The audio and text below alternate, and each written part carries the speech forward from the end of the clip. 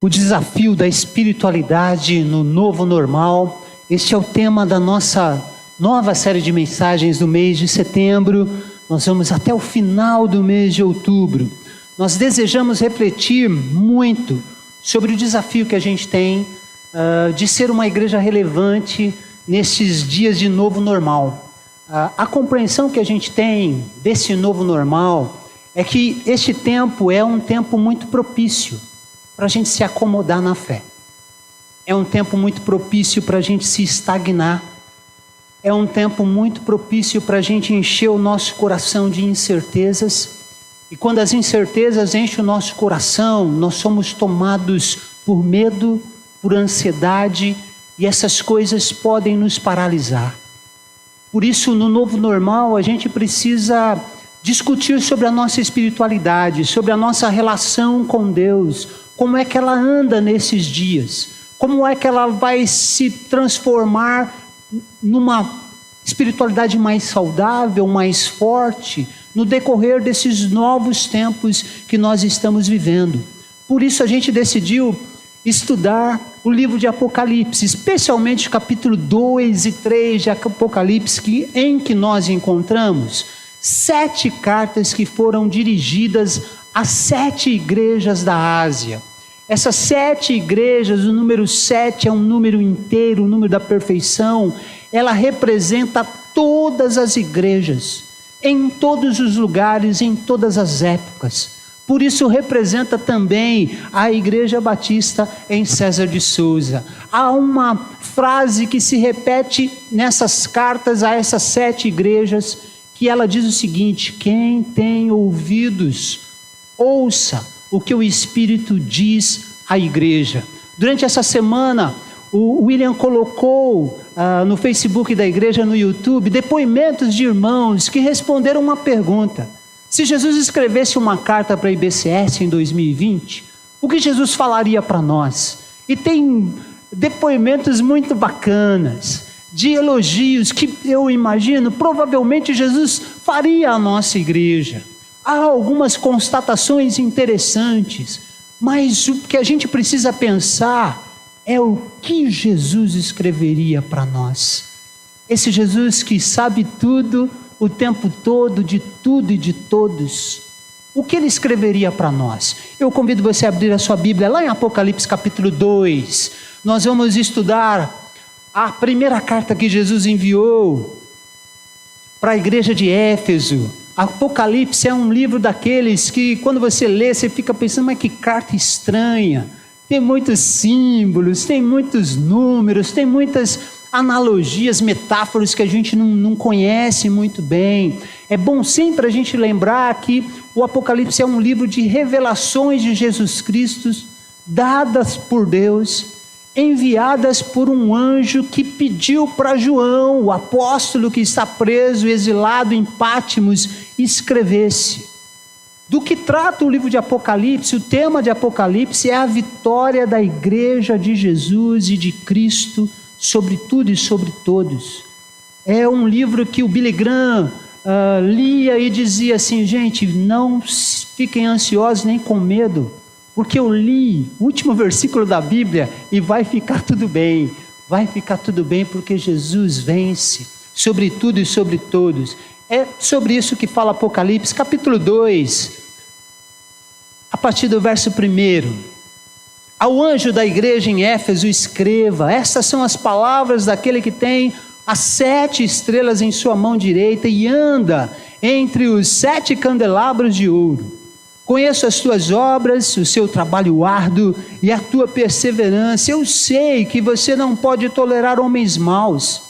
Sei que pôs à prova os que dizem ser apóstolos, mas não são, e descobriu que eles eram impostores.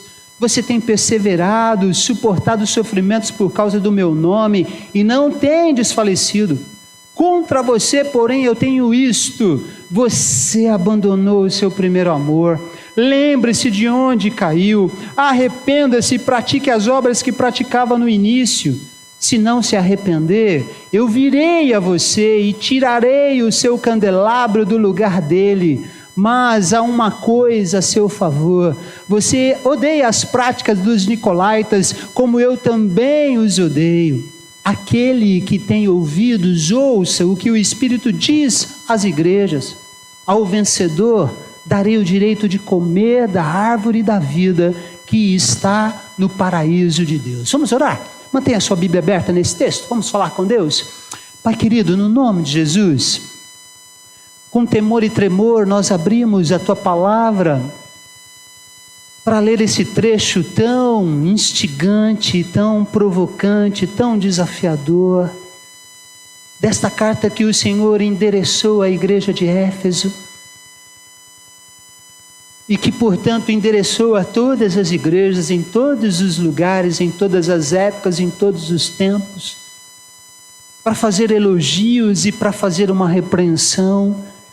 E quando estudamos agora este texto, nós pedimos bondosamente a condução do Teu Espírito Santo sobre as nossas vidas, Pai. Que a gente entenda o que o Senhor quis transmitir para aquela igreja, que a gente entenda o que o Senhor quer transmitir para a nossa comunidade aqui em César de Souza e para cada um de nós como crentes, como pessoas individualmente falando. Fala com a gente, continua falando, Pai. Que canções incríveis nós entoamos e que há verdades que se complementam nesse texto que vamos estudar. Fala com a gente, bondosamente suplicamos isso, no nome de Jesus. Amém, amém, amém. Preste atenção no versículo 19 do capítulo 1. É só um versículo antes do que a gente leu. É bom a gente entender porque Jesus já explica para nós duas coisas importantes. Jesus fala nesse texto de 7 estrelas que ele tem em suas mãos. O versículo 19 explica que essas 7 estrelas são os 7 anjos das 7 igrejas da Ásia Menor. E esses anjos são os pastores da igreja. O texto diz que Jesus, o Senhor da igreja, tem essas estrelas, esses pastores nas suas mãos. E fala de 7 candelabros de ouro. E ele explica no versículo 19 que esses 7 candelabros de ouro são as 7 igrejas da Ásia Menor. E o versículo 1 do capítulo 2, olhe de novo aí, diz o texto que Jesus, que tem os seus líderes, pastores da igreja na mão, ele anda no meio da igreja. Ele circula entre os candelabros que são a igreja. E ele conhece os seus líderes, os seus pastores, porque ele tem as estrelas em suas mãos. E ele conhece os candelabros, porque ele anda no meio da sua igreja. É como se Jesus estivesse fora da igreja. Talvez uma boa metáfora seja que Jesus fosse um comandante de um quartel de exército, que passa em revista a sua tropa, e ele fica olhando para cada soldado, e ele sabe o que cada soldado fez no dormitório em que ele estava, no refeitório, ele sabe qual é a postura desse soldado perfilado, porque ele nos conhece. Nós temos um Jesus que caminha entre nós, que conhece a sua liderança, que conhece cada membro. É por isso que Jesus, ele escreve essa carta para a igreja de Éfeso. E antes da gente pensar na igreja de Éfeso, a gente precisa pensar na cidade de Éfeso. Por quê?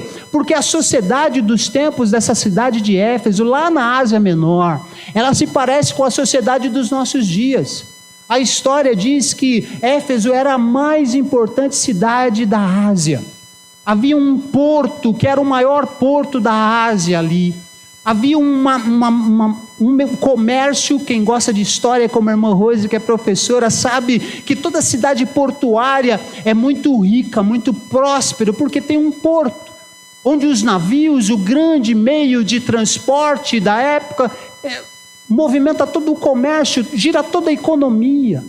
É uma cidade importante, mais importante que a capital da Ásia, que é Pérgamo, que Jesus vai escrever uma carta para ela também. Mais importante. Em Éfeso tem 2 detalhes importantes. A religião é muito forte lá. Em Éfeso há um templo de uma deusa chamada Diana, a grande Diana dos Efésios. É um templo que quem gosta de história sabe que na modernidade, na idade moderna, esse templo era considerado uma das 7 maravilhas do mundo antigo. Pessoas vinham conhecer esse templo de todos os lugares. A religião era muito forte, mas havia um outro aspecto, o misticismo era muito forte em Éfeso nesse tempo. Havia um comércio de amuletos, de objetos que as pessoas tinham como objetos mágicos. As pessoas atravessavam lugares super distantes para chegar em Éfeso, de navio, para comprar amuletos que garantiam ali uma boa sorte para a pessoa. Era o que circulava naquele tempo. Nessa cidade super próspera, havia uma igreja, uma grande igreja, uma igreja boa, uma igreja que teve pastores incríveis. O primeiro pastor dessa igreja foi o apóstolo Paulo, ficou 3 anos em Éfeso. Depois de Paulo veio o Apolo, que Atos diz que era um homem que conhecia a Bíblia como poucos. Depois de Apolo veio o Timóteo, discípulo do Paulo, pastoreou Éfeso. Depois do Timóteo, o apóstolo João, que recebe essa revelação de Apocalipse. Ele foi o pastor da igreja de Éfeso. E sabe quem era membro da igreja de Éfeso? A Maria, mãe de Jesus. Olha só, imagine você sendo dessa igreja de Éfeso. O pessoal pergunta, quem são seus pastores? É uma turma muito fraquinha. A gente tinha o apóstolo Paulo lá, o Apolo, o Timóteo e João. E Maria ainda era membro da igreja. Uma igreja boa, gente, uma igreja boa. O apóstolo Paulo havia escrito uma carta para a igreja de Éfeso, elogiando essa igreja de Éfeso. 40 anos se passa da carta que Paulo escreveu para Éfeso, para essa carta de Apocalipse. 40 anos. 40 anos depois, Jesus escreve uma carta. Já não é mais um homem.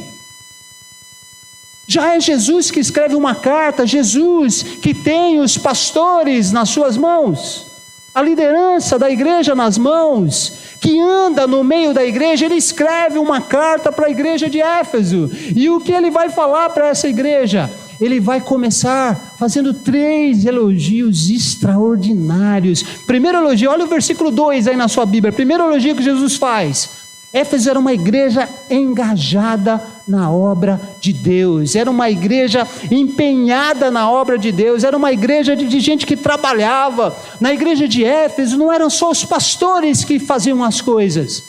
Cada membro dessa igreja eram pessoas atuantes, ativas, operantes. Igreja boa.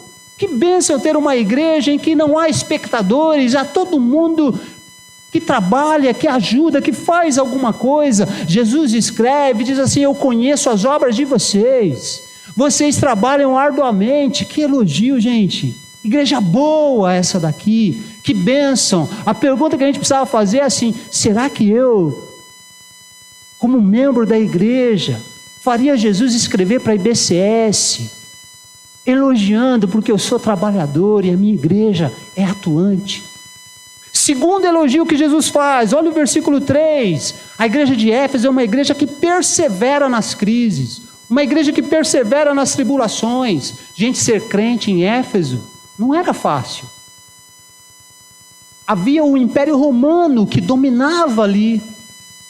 O imperador, o César, ele se considerava uma divindade, um Deus.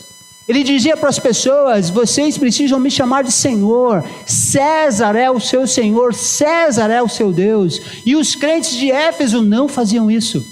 Só Jesus era o Senhor. Muitos morreram por causa disso. Muitos perderam a sua vida.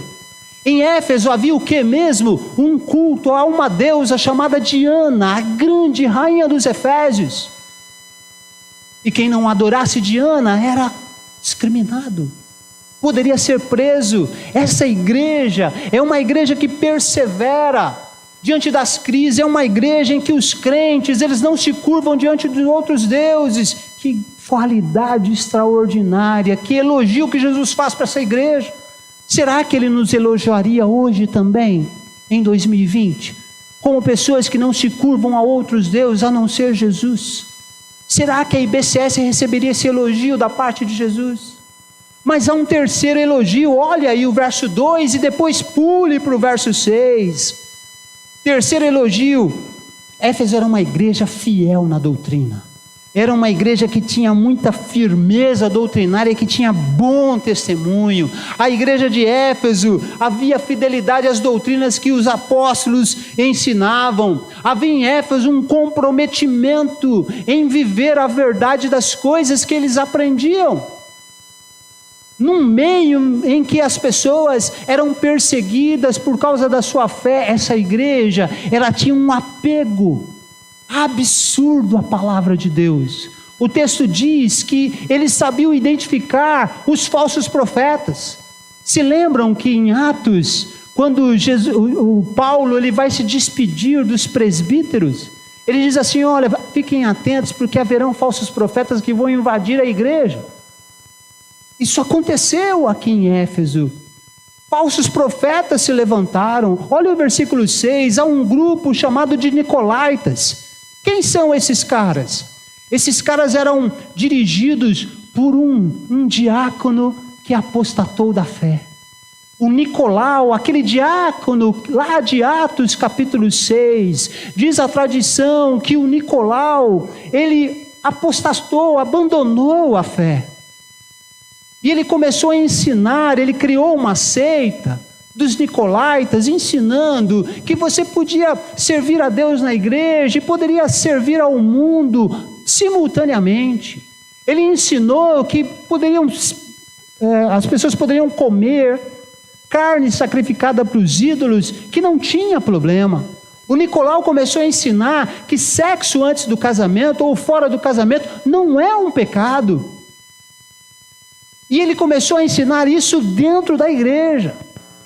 A igreja de Éfeso era uma igreja fiel à palavra de Deus. E começou, isso aqui não está na Bíblia não, o apóstolo Paulo nunca ensinou isso.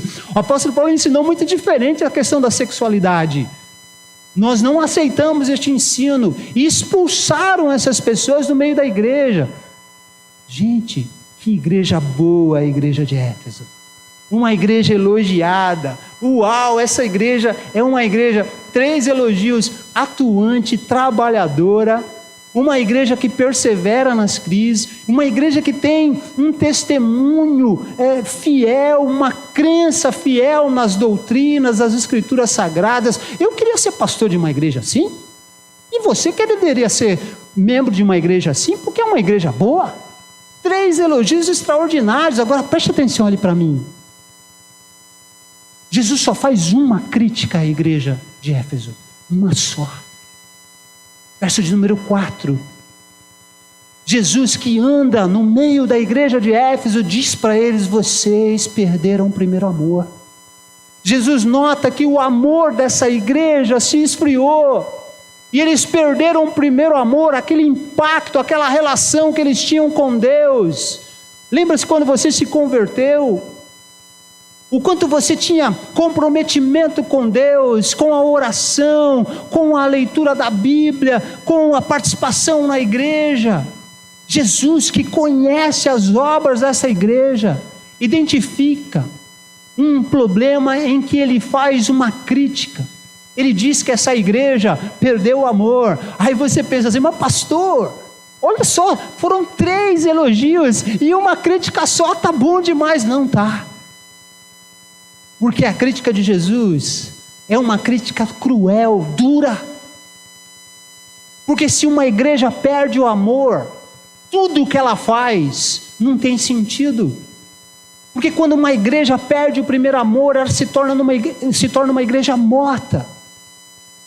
Por quê? Porque Jesus de Nazaré, o mesmo que repreende a igreja de Éfeso, é o mesmo que diz o seguinte em João capítulo 13: e nisso as pessoas conhecerão que vocês são meus discípulos, quando vocês amarem uns aos outros, quando vocês tiverem amor. O amor é o distintivo do cristão, é o crachá do cristão, cara crachá, você ouviu isso em algum lugar? É o que identifica que nós somos de Jesus, o amor. E quando o amor se esfria numa igreja, compromete tudo o que essa igreja faz, compromete toda a sua história. Por isso, gente, precisamos olhar para esse texto hoje com muita atenção, mas com muita atenção, porque essa igreja que é boa, que teve bons pastores, que teve uma membresia show, está sendo repreendida por Jesus. E acredite, perder o primeiro amor é pecar. O versículo 5 diz que eles tinham que se arrepender. Por que eles tinham que se arrepender? Porque eles pecaram, perdendo o amor. É possível a gente perder o amor, é possível a gente perder o amor por Jesus. Por isso a gente cantou oceanos aqui, uma oração cantada. Senhor, permite que eu navegue por mares mais profundos na minha relação contigo, porque a gente pode perder essa paixão por Jesus. E há uma analogia na Bíblia entre amar a Deus e as nossas relações de amor. Imagine que hoje à noite, quando você chegar em casa, a sua esposa olhe para você, marido, e diga assim: olha, eu quero dizer para você que eu não te amo mais. Fica tranquilo, eu não vou trair você, eu não vou abandonar você, eu vou continuar com você a vida inteira, até que a morte nos separe, mas eu não te amo mais. Como você ia se sentir? Se o seu marido dissesse isso para você: eu não te amo mais, mas eu vou ficar com você a vida inteira. Não vou te trair, não vou te abandonar, mas eu não te amo mais. Como a gente se sentiria? Mal. Porque é o amor que...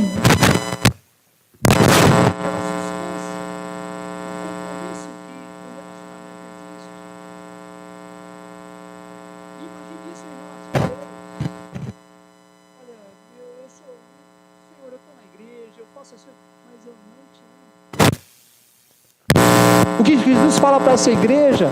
Vocês precisam se apaixonar por mim de novo. Vocês precisam resgatar o primeiro amor. Por isso, gente, preste atenção e olhe para mim duas advertências.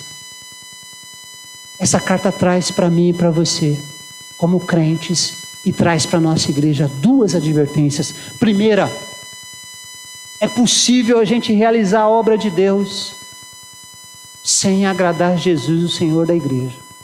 É possível a gente fazer a obra de Deus sem agradar o Senhor da obra. É possível a gente ter produtividade, apresentar resultado e não amar Deus. É possível, infelizmente. A igreja de Éfeso mostra isso para nós. Uma igreja que aparentemente está redondinha. Os crentes trabalhando, crente que trabalha não dá trabalho, os crentes que perseveram diante das provações, não fica dando mau testemunho por aí, crentes fiéis na doutrina, não se desvia do evangelho, não engole qualquer coisa que ouve, porque doutrinariamente são firmes, estudam a palavra de Deus. Está tudo certo na igreja de Éfeso. Está tudo funcionando nessa igreja, mas tem um problema: essa igreja não agrada a Jesus. E por que essa igreja não agrada a Jesus? Porque essa igreja perdeu o seu primeiro amor. E essa advertência é muito séria, porque às vezes está tudo funcionando, está tudo, aparentemente tudo certo, mas o que está aparentemente certo, para nós, humanamente falando, para os olhos do Senhor da igreja, que anda no nosso meio, que tem os seus pastores nas suas mãos, que sabe quem nós somos, que sabe o que nós fazemos, por que nós fazemos, pode ser que esteja tudo errado. Pode ser que nós estamos errando na principal tarefa nossa, que é amar o Senhor, que é amar a Jesus, que é manter o nosso primeiro amor. A gente tem que se perguntar: existe amor no que nós fazemos na IBCS? As ações da nossa igreja, elas são feitas por causa do amor. Por que nós distribuímos cestas básicas? para a gente tirar uma selfie do pastor da igreja e colocar no Facebook, a gente idolatrar cada like que a gente recebe, cada curtida que a gente recebe, a gente pode dizer assim: minha igreja faz. Porque se a gente faz uma coisa boa com uma motivação errada, que não seja o amor, está errado. Porque a gente faz o que a gente faz como igreja é resultado do nosso amor. Porque se eu entregar uma cesta básica só querendo que a pessoa se converta porque eu estou entregando, e se ela não se converter, eu vou parar de entregar. Isso é amor. É resultado de amor. Jesus está nos perguntando. Porque a gente pode fazer as coisas certas e errarmos na essência das coisas que nós fazemos. Porque se a gente perder o amor, nós vamos fazer muitas coisas boas que talvez não tenha tanto sentido assim. E talvez a motivação pelas quais nós fazemos essas coisas boas não seja a glória de Jesus, o Senhor da igreja, seja a nossa glória. A glória de uma liderança, a glória de uma igreja, não a glória do Senhor da igreja. Essa palavra de Jesus é dura, ela é dura. Há igrejas que estão redondinhas, funcionando tranquilo, dando produtividade, não tem relatório negativo financeiro, mas a troco do quê? De igrejas que não investem mais em missões. Porque há inúmeras igrejas que pararam de investir em missões nos últimos 5 anos. E na pandemia, muitas abriram mão disso. Porque muitos pensam assim: puxa, na hora da crise, pastor, a gente tem que cortar missionário. Na hora da crise, para que mandar oferta para missões portas abertas? Lar Batista de criança, a gente precisa poupar dinheiro. Há igrejas que vivem em função de dinheiro, de guardar dinheiro, de ter dinheiro. E aí não investem em missões, não investem em ação social. Não são igrejas generosas. Não investem em gente, não investem em pessoas. Não aperfeiçoam os seus líderes. Porque se pensa em guardar dinheiro, em ter dinheiro. Um dia Jesus vai voltar e a gente vai apresentar para o Senhor: está vendo? Olha aqui a nossa conta poupança.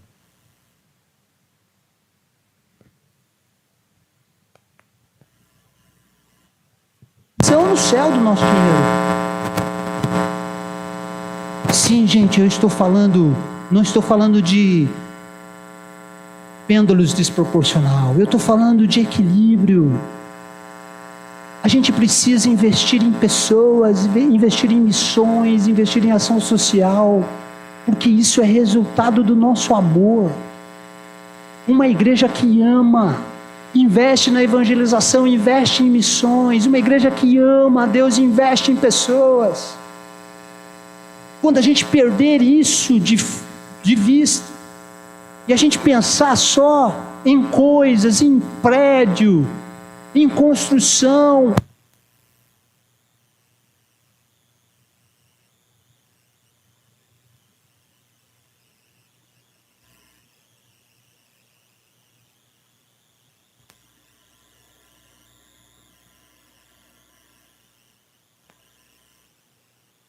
pessoas, do que a sua relação com o eterno. E Jesus diz que eles pecaram porque perderam o primeiro amor. Segunda e última advertência: aqueça urgentemente, mas para ontem, aqueça o amor que esfria. Aqueça urgentemente o amor que esfria. Infelizmente a igreja de Éfeso perdeu o seu primeiro amor. Vamos recordar quando Apocalipse foi escrito. 40 anos antes, o apóstolo Paulo escreveu para a igreja de Éfeso. Sabe qual foi um dos elogios que Paulo fez para a igreja de Éfeso, que está na Bíblia? Paulo elogiou o amor da igreja. 40 anos depois, Jesus escreve para essa igreja de Éfeso, diz assim: vocês perderam o amor. Uma igreja boa. Quem eram os seus pastores? Paulo, Apolo, Timóteo, João. Igreja top. Há uma segunda geração de crentes que passam depois de 40 anos. Essa geração não seguiu as orientações dos seus líderes. Perdeu o primeiro amor. Sabe o que aconteceu com essa igreja? Versículo 6, Jesus diz: se vocês não se arrependerem e mudarem, eu vou tirar o candelabro do lugar. Vou destruir vocês. Essa igreja foi destruída, gente. A cidade de Éfeso foi destruída. Por quê? Porque essa igreja perdeu o amor.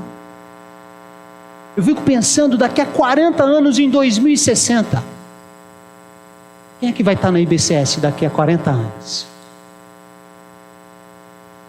Qual é o futuro da nossa igreja daqui a 40 anos? Quem continuará escrevendo a nossa história daqui a 60 anos? E se Jesus escreveu uma carta em 2060 para a IBCS, ele pode escrever assim: gente, vocês perderam o primeiro amor. Vocês esqueceram tudo que vocês aprenderam. Se vocês não se arrependerem, eu vou destruir vocês. Quando a gente lê Apocalipse, há sempre uma ideia que salta aos nossos olhos. O juízo de Deus sempre começa pela igreja, sempre começa pelo seu povo. A gente precisa olhar para essa palavra. Preste atenção ali para mim. Como é que está o seu amor para com Deus hoje?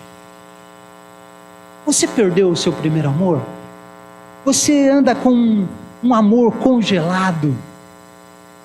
Você anda frio na fé? Eu disse no início, a pandemia está trazendo para nós um convite ao comodismo, à acomodação.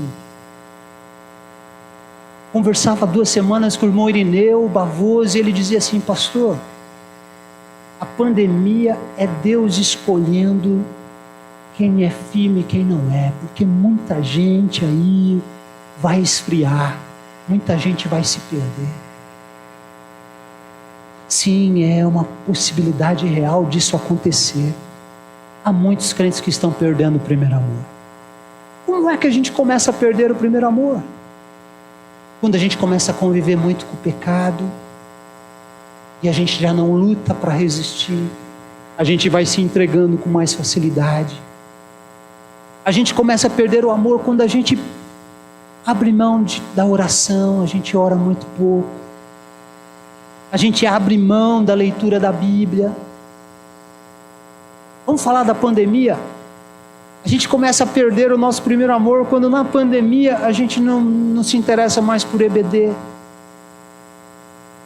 Mas EBD online? Gente, glória a Deus porque tem EBD online, louvado seja o nome de Jesus. Mas tudo é muito difícil. Pastor, agora eu acordar 10 horas. Agora na pandemia eu estou acordando 1h da tarde. Não dá para fazer pelo Zoom. E para o culto presencial tá virando um drama para quem pode vir. Há tanta gente que não pode vir, como nossos queridos idosos, que choram porque não pode estar. E gente que pode estar, não está.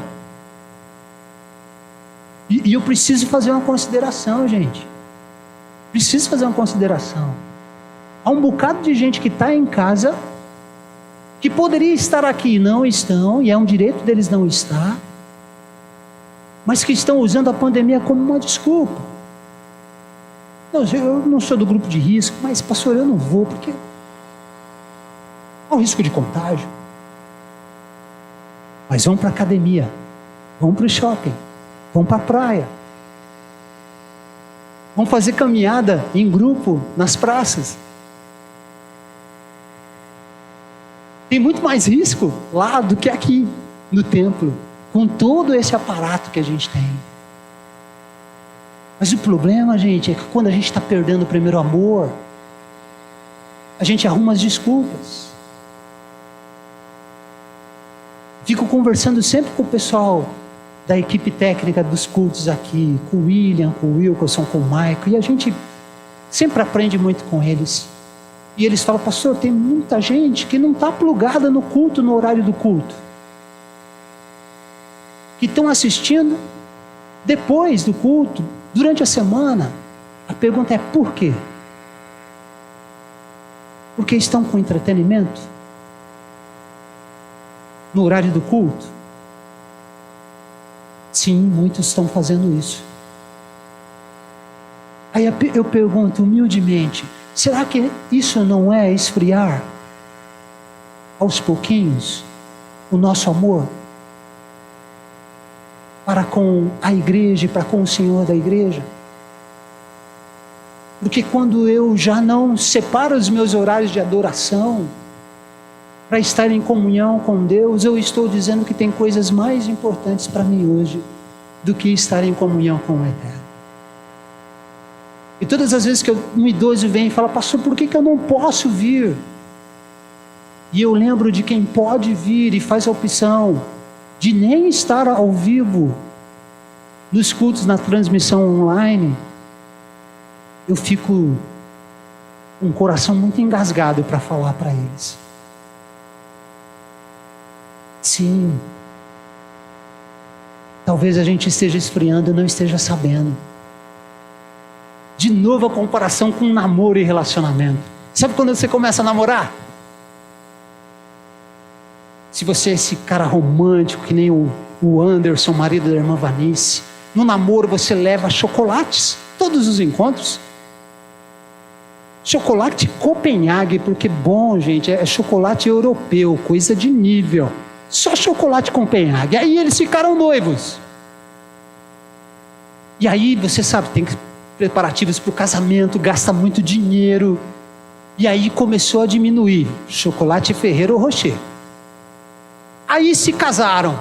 Os primeiros meses, caixa de bombom, chocolates da Nestlé, Garoto. 5 anos de casado, sonho de valsa único. 10 anos de casado, aí eles compram aqueles batons, sabe aquele chocolate assim, batom? Começa a comprar bombom da Dizioli, ruim toda a vida. Imagine o que vem por aí depois dos 20 anos de casado. É melhor a gente não imaginar. O que a gente pode estar demonstrando?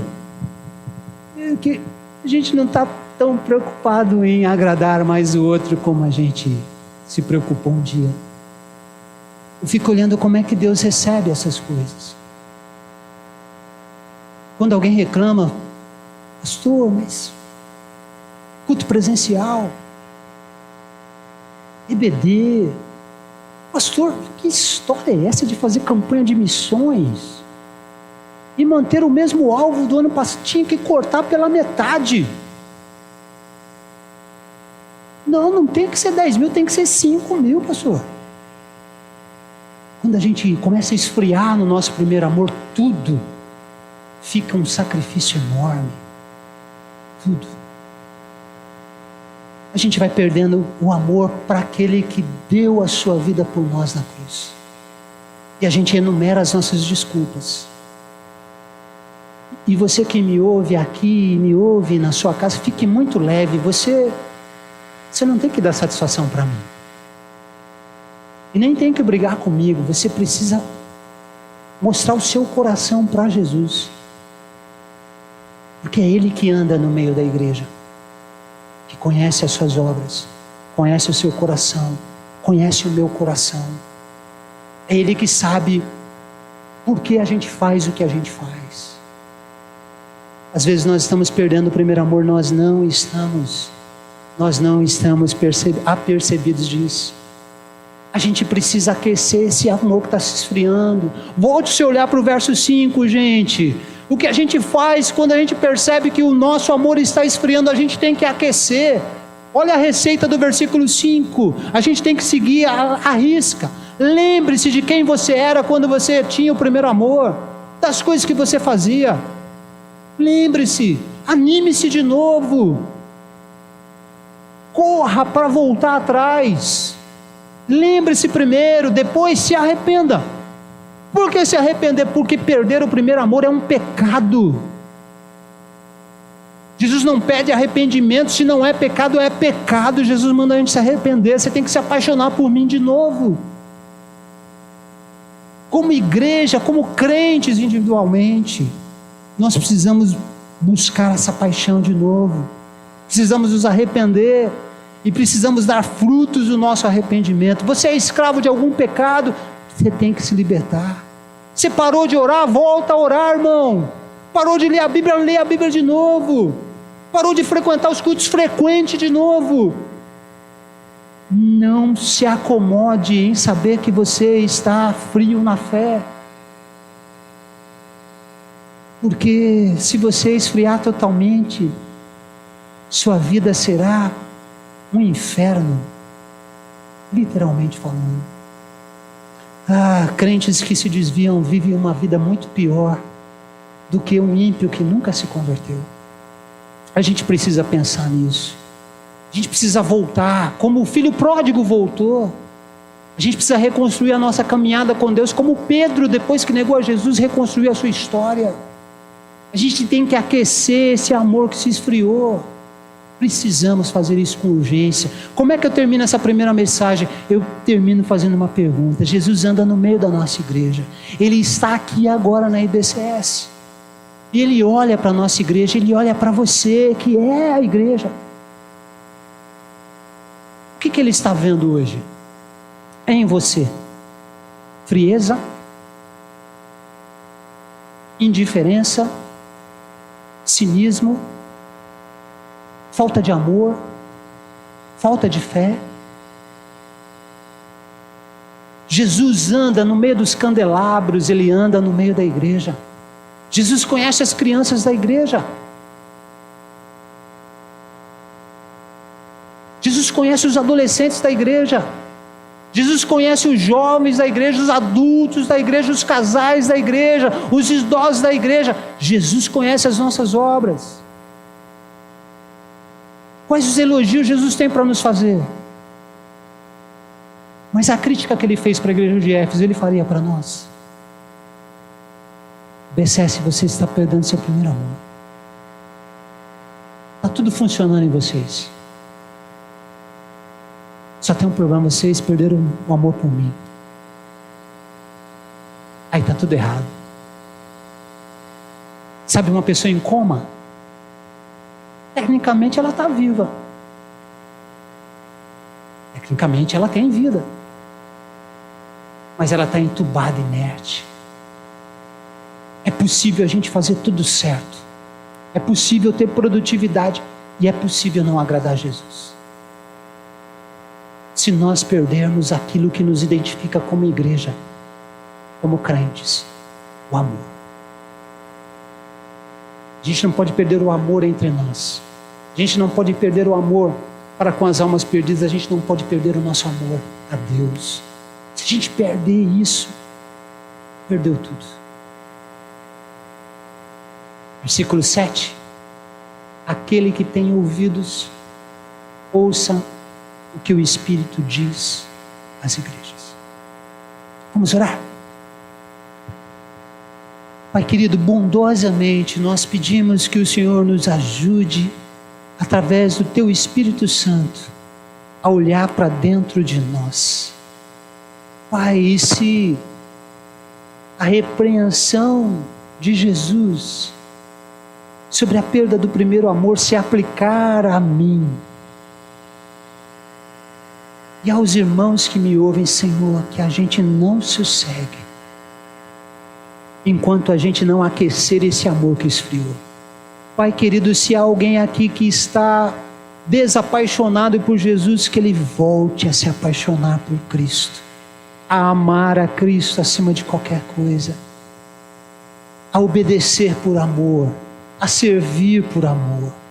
Oh Deus querido, que a gente não seja uma igreja redondinha, e que fale naquilo que é mais importante: perder o amor para com o Senhor. Que a gente mergulhe mais profundo na comunhão contigo, Pai. Que o nosso amor pelo Senhor seja um amor com conteúdo, com ardor. Visita a tua igreja, Senhor. Visita as igrejas neste tempo de novo normal, em que muitos estão acomodados, estagnados, pensando só no aqui e agora, só no material, esquecendo que o nosso olhar precisa estar na eternidade. Ah, Deus, que a gente possa ouvir aquilo que o Senhor deseja falar conosco através da tua palavra nesta série. Bondosamente pedimos assim no nome de Jesus. Amém. Amém.